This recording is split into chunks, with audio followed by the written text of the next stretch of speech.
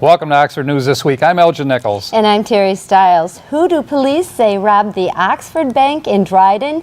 And did you ever consider running for local election seat? Stay tuned and find out how. Learn more about these stories and others. The Oxford News begins right now.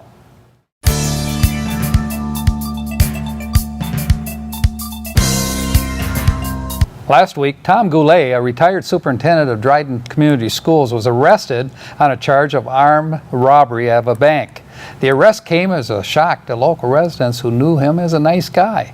After evidence led police to Goulet for the January 8th robbery, he is now being held on a $1 million bond.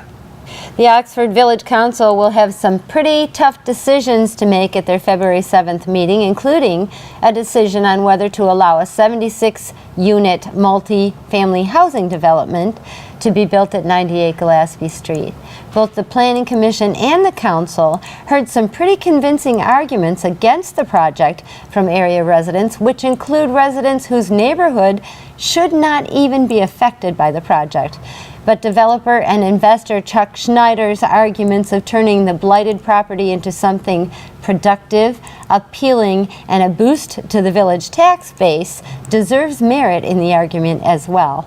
Although village planner Chris Corey advised detailed reasons the project should be granted, the Village Planning Commission denied the request. The decision now remains in the hands of the Village Council. Again, the Village Council will meet on February 7th at 7 o'clock, 22 West Burdick. So be there if you have an opinion. And the deadline to file paperwork and petitions to run for a number of Oxford Township boards is 4 p.m. Tuesday, April 19th. Oxford Township Clerk Curtis Wright said candidates must obtain between 20 and 50 registered voter signatures to qualify on the November 2016 election ballot. Current Township Supervisor Bill Dunn, Treasurer Joe Ferrari, Clerk Curtis Wright, as well as current trustees Buck Kreiderman and Patty Durr have all indicated that they will run in the November election. Jack Curtis has said he's undecided, and trustee Sue Bellairs has declined that she will not run after her fourth term. She will not seek re-election, as she pointed out. If you have an interest in running for any of these or other offices in the November election, you can pick up your nominating packet at the Township Hall at 300 Dunlop Road in Oxford. A failed recommendation for a ZBA liaison was on the Township Planning Commission agenda this month, and final candidate recommendations were sent to the Township Board. Among the nomination was Commissioner Mike Young. I don't make any of my decisions on this commission for a pro-development stance. I don't make them for where I live in the township, whether I'm in the township or in the village. I don't have any interests at heart other than the members of this community. I've lived here for 15 years. I'd like to improve it. I'm not trying to destroy anything whatsoever. So I'm not sure where that psychological portrayal of my duties here comes from, but I'd like to make sure it's well understood that that's not why I'm up here. Commissioner Rosner also took the opportunity to reiterate her position that the choice of candidates required discussion focused on background and skills. Two things happened when we made that vote here at Planning Commission. One, the Planning Commission can't appoint. Right. That's in the state law. And you know, I made these comments yesterday. The attorney agreed that I was right on all of them, so I'm just kind of reiterate it. And I got the information from the Michigan Land Institute plus the attorney. The Planning Commission can discuss based on what the law requires, and the law requires some things to be evaluated. One of them is representation that Mr. Young kind of discussed a little bit, but one of them is that, the other one is experience. So what it's saying is if the Planning Commission is going to do it, they needed to kind of discuss why they're putting that person in. And so that kind of what the board was saying. Planning Commission Chairman Todd Bell acknowledged differing opinions regarding the most appropriate representative by officially recommending the board's second choice, Kelly Rosner, for the position. I think that the Mr. Young recommendation was not going to get approved by the board last night. Right. I feel that way. I think people in the, that were there would say the same thing. Since Ms. Rosner was the second vote getter in the last PC meeting, I only think it's fair that the planning commission appoint Ms. Rosner, recommend to the board, the appointment as the PC liaison to ZBA. Also on the Township Planning Commission agenda was a rezoning request by Christian Mills, owner of the Legacy Center. Mr. Mills explained he was requesting the rezoning to C2 in order to better serve the tenants in his building and for possible outdoor activity in the future. Residents adjacent to the property did not want the zoning change. The key thing is what's the reasoning between 2 versus 1, and if it is 2, what could be, if somebody wanted to push the needle, what could be done more to the property with 2 that you couldn't do with 1? I guess that's our issue. The reason between the C1 and the C2 was the usage of the outdoor recreation area. I don't think any of us really have any concerns with what's going on inside the building. A lot of the things are helping the children of the community, and that's a wonderful thing. But our concern is the outdoor area. You know, we just heard there's hundreds of children at one time inside the building. We don't want to see them running in the backyard or to the lake, unsupervised, liability, drownings, those type of things concern us. Mr. Mills explained the concerns have already been taken into account. Hundreds of children, going aimlessly into the lake without supervision is probably, not our intent. We might have a, I can't even think what, kind of a summer program or things like that. But, safety is really critical to what we're doing. I would really hate to restrict a tenant who wants to take a bike ride around the property or have children out in the parking lot for a summer program. I think restricting kids indoors, doesn't make sense. And also, as it relates to the C2, we need the C2 zoning to accomplish the objectives, inside the building.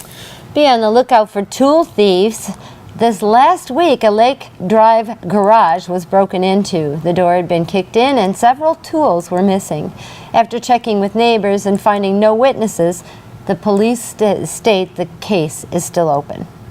Road rage on Washington Street resulted in one driver receiving a traffic ticket and a stern talking by the Oxford Village Police. It seems the driver of a pickup was cut off in traffic on northbound Washington.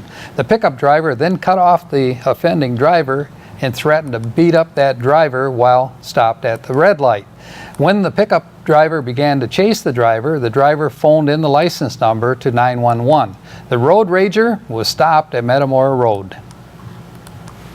I'll tell you what, is it worth it? I'm telling you. So, if somebody wants to cut you off, let them go, let them be on their way. I always figure in the back of my head, that's kind of my little angel protecting me. If I was going first, I probably would get in an accident or something. I was thinking the next vehicle I get is going to be a used Sherman tank. I think. Yeah. Or one of those Humvees, I guess. Maybe that's one of those, yeah. But anyway, it's too bad when, people get hostile over small things, when there's so many big things that they need to worry about. Yeah, it's not worth it. For example, the water situation in Flint, we're very fortunate here in that at the time it wasn't a situation that people really liked, but they had to raise the water rates here. And it was a decision that the village council made. Yeah. And now, looking back in retrospect, it was a good move because, Oxford could have been in a serious situation in terms of water as well. Yeah, we were pretty dire. I was on the council at that point, and our tank was not in really great shape. But we really needed to do that. The water is excellent. I think it was a year later, we came in second in the world deeper taste of water. I miss the water here, not being in this community anymore, but we're very lucky. This whole community is really lucky. I don't know what they were thinking. I've known since I was a little girl that Flint River water was polluted. I think it came down from Dow Chemical or something. Well, not Dow Chemical, I don't think, by General Motors, I think, or the auto plants in that area. I know years ago they were worried about the chemicals coming down from Dow. Well, the Tittabawassee was a situation that Dow had to deal with. Right. They've cleaned up that pretty good. The fish has stopped falling to the top now. Oh, that's nice. And they don't light up in the dark anymore, you know.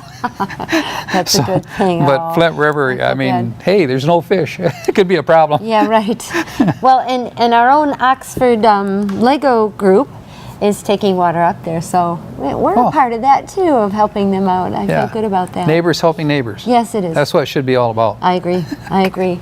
And you can always help your neighbor. Just go over and ask if they need some help. Yeah. That's it for Oxford News this week. If you want to learn more about these stories and others, stop by your local store and pick up a copy of the Oxford Leader newspaper, or better yet, catch us right here at Charter Channel 191 or AT&T Channel 99. Coming up next on OCTV, Oxford Sports with Jamie Hughes, and catch Oxford School News with John Ochins. Also, join Dave Kenny in Auto Talk and Science in the News. I'm Terry Stiles, and this is Oxford News This Week, where we bring your news closer to home. And I'm Elgin Nichols. Remember, always be kind to your friends and neighbors, and thanks for watching.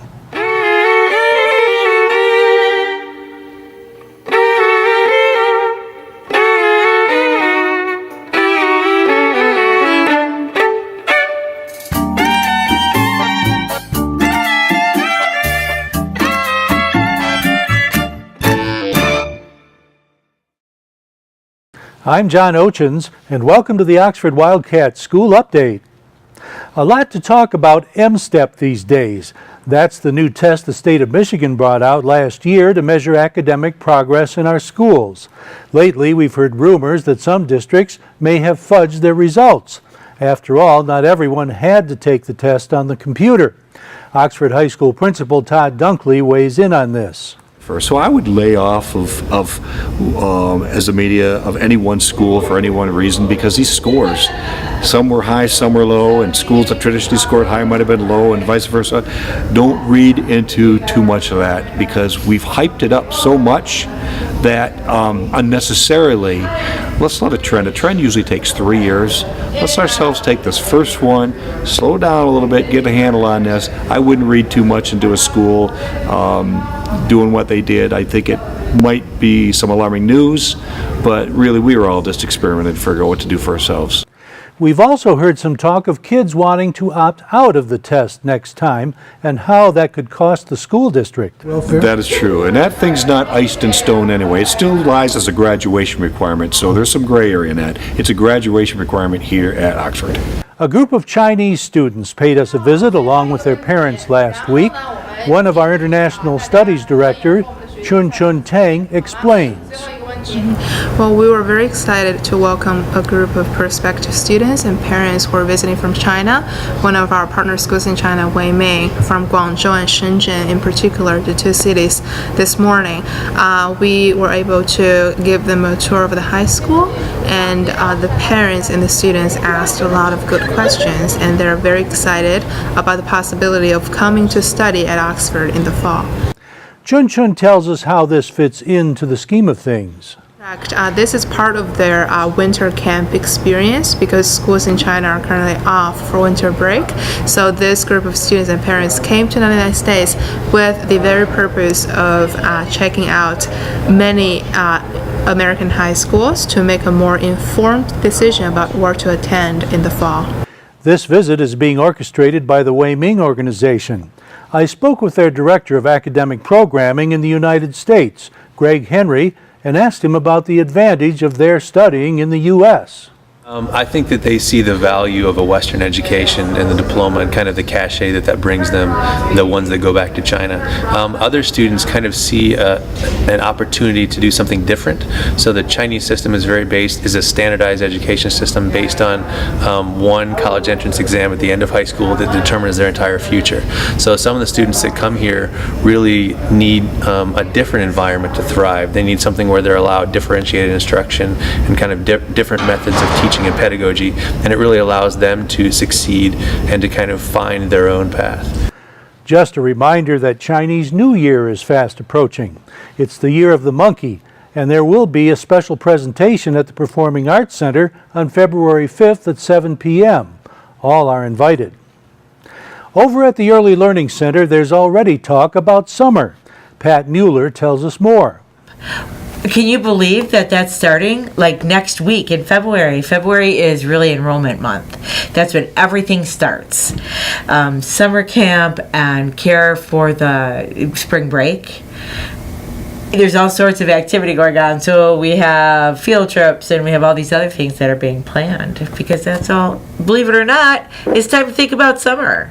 These programs fill up quickly. Pat outlines when things are happening. By March 1st, everyone we'll have everything out to all of our families. What happens here is that when you're an OELC family, you have the first crack at our programs. Sure. So those families who are currently enrolled have the opportunity to enroll for summer and, of course, next fall. And that will start February the 15th or so. And then everyone else the week after. So the last week of February, first week of March. You can find out more information when it becomes available at our school website, oxfordschools.org. Just a quick reminder that the Water for Flint Drive, sponsored by the Oxford Boosters and Team Torque 2137, goes on through February 6th. You can drop donations off at the fire station, OHS, and the Legacy Center, among others. That's the Oxford School Update for this week. Sports is next. This is Oxford Community Television, keeping it local. Welcome to Science in the News. I'm Dave Kenny, and these stories are taken from the publication New Scientist. In our first story, the east coast of the U.S. battened down the hatches ahead of what was to be one of the biggest snowstorms ever to hit the region. But what's up with all the snow? If the world is getting warmer, shouldn't there be less of it? Well, not in many places is the surprising answer. Snow requires moist air, and warmer atmosphere holds more moisture. Although it has to be cold to snow, it can't be too cold. More than a few degrees below freezing, heavy snowfall becomes less likely because very cold air is drier and less likely to rise and form clouds. So in broad terms, a warmer world should mean fewer days of snowfall, but heavier snowfall on those days when it does snow. In very cold regions towards the poles, there will be more days of snow too. The heaviest snowfalls occur during winter storms, which are powered mainly by the temperature difference between cold and warm air masses.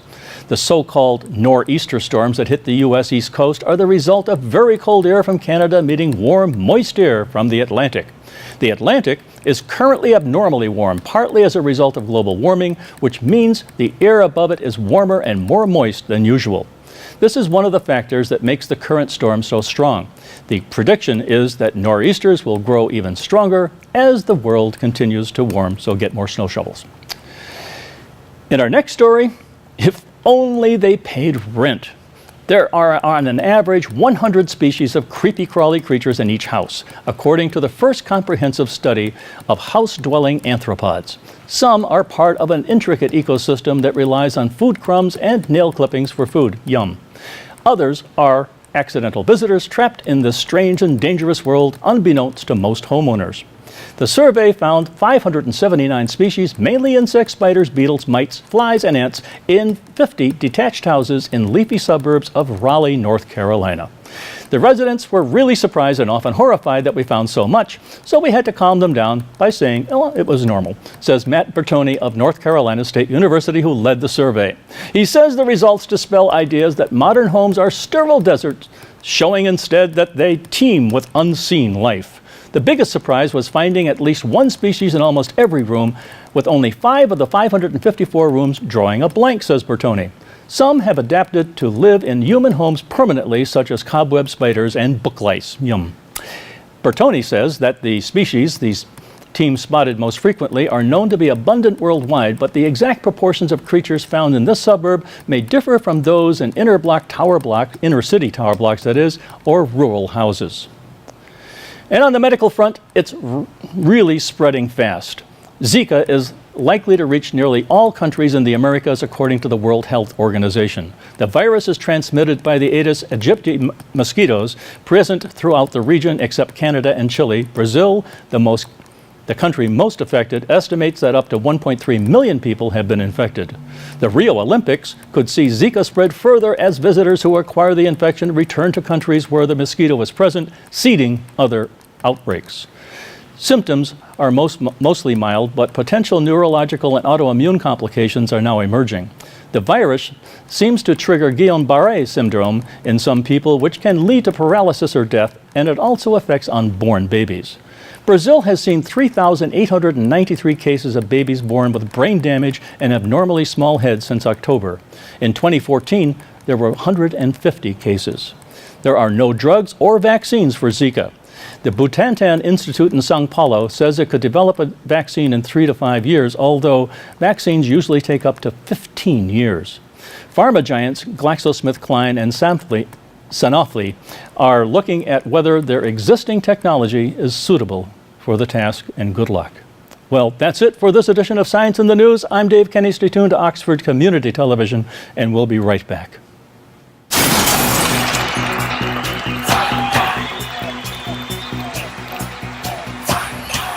And back with you in Oxford News this week. Time for Oxford sports. The Wildcat Hoopsters got their win on Tuesday after defeating Seaholm High School 72-64.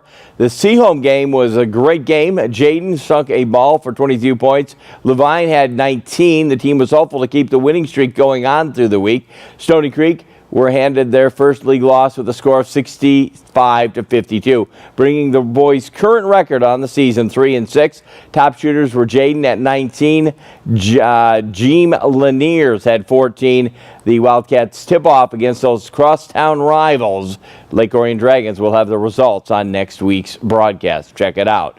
After a tough physical contest between the Lady Cat Hoopsters and Rochester Adams, Oxford got their third win of the season. The score there 53-47. Oxford pulled ahead in the first half 27-16, remained ahead for the rest of the game. Oxford's leading scorers were Abby Bukowitz at 20. Monet Evans had 17. Madeline Morris with 14. Evans led the team with 18 rebounds. The girls' current record 3-8. The ladies will travel to North Farmington again. Say it with me. The results on next week's broadcast. We jump out to the slopes. The Holly Oxford boys girls ski team had strong showings last week in their first competition of the season down the slopes. It was a Wednesday night. The boys defeated Flint Power 17-19 in a nail-biting slalom race. Both the boys and girls will race next at Grand Blanc. They had down the slalom. The following night, the contest took place at Holly Ski Resort. Congratulations to the ski team on their endeavors on the slopes. We now jump into the pool. The Oxford Wildcats swim team swam like champs after beating Southfield Lathrop 137-40. This brings their record to 5-0. Check out their results and accomplishments in this week's Oxford Leader. The Oxford girls cheer team took 8th place at the OAA division meet last Wednesday. A total of 714 points. The girls competed against Rochester, Stony Creek, Troy, Athens, Clarkson, and Troy. The girls traveled to Royal Oak on Saturday to compete in the Royal Oak Invitation, where they placed, they actually did that already, at 716, and their highest score ever. Ahead, the Wildcats will take on Bedford. Second place went to Woodhaven at 747. Bedford had 717. Again, congratulations to our cheer team, who always cheers for us. We ought to be cheering for them. They're doing a great job. The Oxford Varsity Wrestling participated in the Lake Fenton Dual Team meet. That took place on Saturday, January 23rd, and brought home another third-place finish out of 6 schools. Their 3-2 showing brought the overall season record to 15-6. The day got off to a rocky start with a 48-12 loss against Heartland. Round 2 brought 33-31 victory against Marysville. Coming down to the outcome in the last match, junior Garrett Tyrell defeated his opponent 9-2 in the decision. The Wildcats faced off with Lake Fenton in round 3 and were defeated 39-26. Rounds 4 and 5 went to the Wildcats' favor. Victories over Dakota. The score there 42-20. Tecumseh had 45-25 respectively. 2 Oxford wrestlers were undefeated on Saturday. Senior captain Wyatt Harden had 3 victories by forfeit, 2 by fall. Junior Brian Schlickmeyer had 1 victory by fall and 1 victory by a major decision. 3 by decision. 3 grapplers had 4-1 showings. Captain Alex Herpolis had 2 pins, 1 technical fall, 1 major decision. Senior Ethan Curran had 3 decisions, 1 fall. Again, check it out. Wrestling team doing very well out there on the mat. And we jumped out of the bowling lane. Wildcat bowlers once again roared through the lanes this past week. After coming off a disappointing Oakland County tournament, the boys bounced back with a 19-11 win over North Farmington. On Monday, the boys traveled to Hazel Park, where they proved no match for the Wildcats at 28-2. The win for the bowling team. The Oxford boys continued their hot bowling with Baker games at 213 and 223 to sweep at 10 points. Luke DeLong tossed in 247. That included a string of 7 strikes. Carter Analog bowled a fine 223. The Wildcats would shoot a nice 10-38 team game to close out the Hazel Park team early. Winning points in the Oxford with the Oxford boys with Carter and Luke were Will Fallon, David Stasser, and the Cartner brothers, both Christian and Tanner. The runs the boys' record to now 8-0 on the bowling season. Wildcats are now undefeated in the OAA Red Division. Hazel Park is in the rebuilding mode and has no girls varsity team at this time. Saturday, both boys and girls travel to the Imperial Lanes in Clinton Township for that tournament. We'll have the results on next week's broadcast. Check out the website if you have an Oxford athlete in your system. They have the schedules and local happenings, where they're going to be, when they're going to be there. It's all one word. It's oxfordathletics.org. It gives you schedules, scores. It's the Oxford website for their athletic department. While you're on the web, I urge you to tune into our website. It's at occtv.org. You can hit the programs tab, hit YouTube, catch any of our programs, whether it be a meeting, anything you see here on our channel, it will be uploaded at one of those 2 sites. Again, occtv.org. I urge you to stay tuned. You can catch anything on your iPad, phone, wherever you choose to watch your computer. If you will look on the weekends between the hours of 1 and 6, we broadcast our local Oxford sports, and that can be seen again on OCTV. Till we do it all again, have yourself a great week. That's Oxford Sports. I'm Jamie Hughes. We'll see you next time. Welcome to this edition of Auto Talk. I'm Dave Kenny, and these stories are taken from the publication Automotive News. In our first story, Buick is bucking an industry trend with the Cascada, a newcomer in an affordable family ragtop segment that has all but disappeared. The last midsize convertible that was neither a sports car nor a luxury car and sold at a respectable volume was the Chrysler Sebring/200 drop top that ended production in 2014 after selling about 7,600 units annually. And at GMC, the GMC Acadia will dramatically be downsized from the big crossover that has been in service for nearly a decade when the next generation rolls out this spring. GMC unveiled the 2017 Acadia at the Detroit Auto Show, and it will be more than 7 inches shorter, 3.5 inches narrower, and 700 pounds lighter than its predecessor to better position the Acadia at the heart of the midsize crossover market, GMC Chief Duncan Aldred says. GM says the new lighter body structure and shortened length allow for more responsive driving dynamics and better maneuverability. All models will have a drive mode selector that changes the chassis and powertrain setup to suit driving conditions. That could be snow, sport, trailer tow, with additional models for all-wheel drive models, including one that disconnects the rear axle from the drive system to save fuel. And on the recall front, U.S. regulators announced a new recall for about 5 million vehicles with potentially defective Takata airbags, covering some automakers not previously affected by one of the biggest auto safety recalls in U.S. history. The new action brings to 28 million the number of Takata airbag inflators recalled and increases the number of vehicles affected in the U.S. as many as 24 million, the National Highway Traffic Safety Administration said. The move was prompted in part by the death of a driver of a Ford Motor Company pickup truck in December, as well as new tests conducted on suspected faulty airbags. Automakers affected by for the first time included Volkswagen AG and its Audi unit and Daimler's Mercedes-Benz brand. The 5 million vehicles covered by the new recall include about 1 million with inflators similar to those installed on the Ford Ranger pickup, NHTSA said. About 4 million other vehicles will be recalled due to additional testing on the airbags, including vehicles from Honda, VW, and other automakers. 12 major automakers have previously recalled more than 23 million Takata airbag inflators in more than 19 million vehicles, in one of the largest and most complex safety recalls in U.S. automotive history. Well, that's all for this edition of Auto Talk. I'm Dave Kenny, and as always, may the wind be at your back as you cruise down life's highways. Stay tuned to Oxford Community Television, and we'll be right back.